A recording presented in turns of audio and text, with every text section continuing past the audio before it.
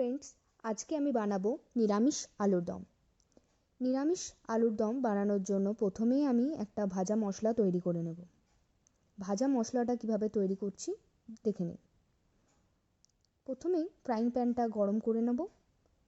হালকা গরম করে তাতে পোস্ত, গোটা জিরে, গোটা গরম মশলা, গোটা ধনে, শুকনো লঙ্কা, কিছুটা পরিমাণ কাসুরি মেথি এবং একটু নুন দিয়ে ভেজে নেব।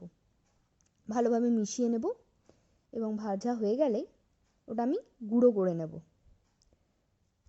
গুঁড়ো করা হয়ে গেলে আমি এটা মিক্সিতে নিয়ে নেব, নিয়ে গুঁড়ো করে দিচ্ছি। এবার মিক্সিতে টমেটোগুলো পেস্ট করে নেব। টমেটোগুলো পেস্ট হয়ে গেলে তাতে আদা, কাঁচা লঙ্কাটাও একবারে একইভাবে পেস্ট করে নেব। এই পেস্টটি আমি আলুর দম যখন করব তখন ইউজ করব। এরপর আমি কড়াইয়ের মধ্যে সাদা তেল দিয়ে দিচ্ছি কিছুটা পরিমাণ এবং আলুগুলো একটু ভেজে নেব। সব আলুগুলো তেলের মধ্যে ছেড়ে নেব, নিয়ে তাতে হলুদ দিয়ে দেব এবং হলুদটা ভালোভাবে আলুগুলোতে মিশিয়ে নেব।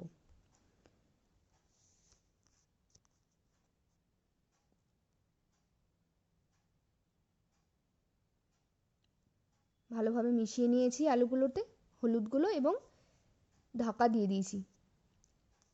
2 মিনিটের জন্য ঢাকা দিয়ে আবার আলুগুলো একবার মিশিয়ে নেব ভালোভাবে। তারপর একটু নুন দিয়ে আবার তাতে ভালোভাবে মিশিয়ে নেব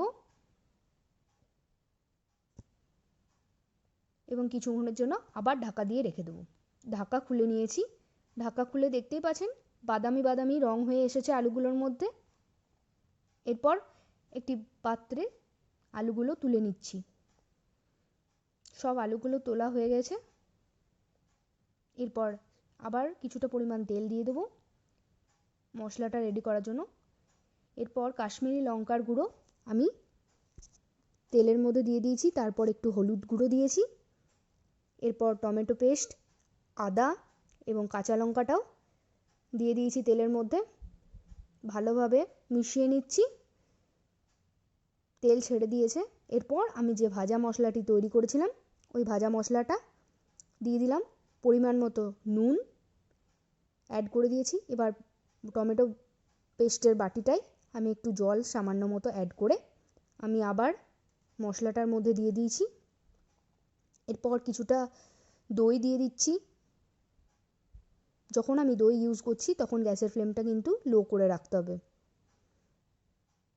তারপর কিছুটা পরিমাণ হাতে কাসুরি মেথি নিয়ে ভালোভাবে ডলে আমি দিয়ে দিচ্ছি মশলার মধ্যে। তারপর সব ভাজা আলুগুলো মশলার মধ্যে দিয়ে মিশিয়ে নিলাম।